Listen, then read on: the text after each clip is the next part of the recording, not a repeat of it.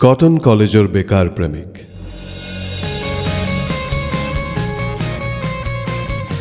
Cotton কলেজৰ বেকাৰ প্ৰেমিক। আজিকালি তোমাৰ দাম বাঢ়িছে প্ৰেমৰ মাৰ্কেটখনত।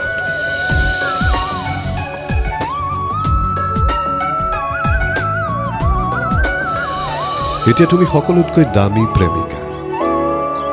তোমাৰ এন্ট্ৰিয়ে বাকীবিলাক প্ৰেমিকাৰ যেন দাম কমাই পেলাইছে প্ৰেমৰ মাৰ্কেটখনত।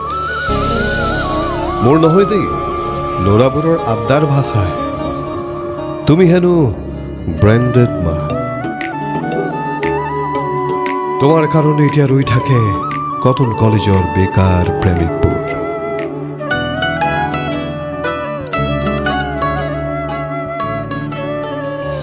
আৰু জানা, ৰৈ থাকে অটো ষ্টেণ্ডৰ অটো চালকবোৰো। সিহঁতৰ হেতা ওপৰা লাগে কাৰ অটত উঠিবা বুলি তুমি এতিয়া বহুতৰ হাৰ্ট বিট।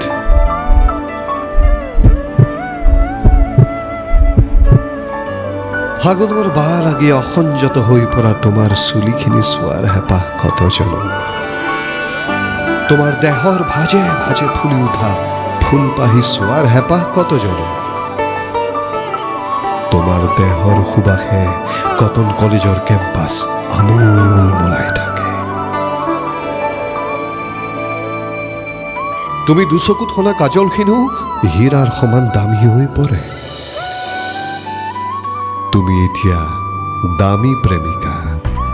সঁচাই তোমাৰ নামত আজি পৃথিৱীয়েই বেকাৰ হৈ গৈছে।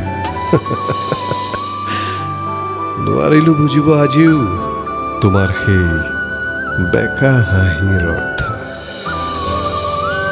কবি নিকুঞ্জ ডেকা, আবৃত্তিকাৰ বিভূতিভূষণ হাজৰিকা। অতি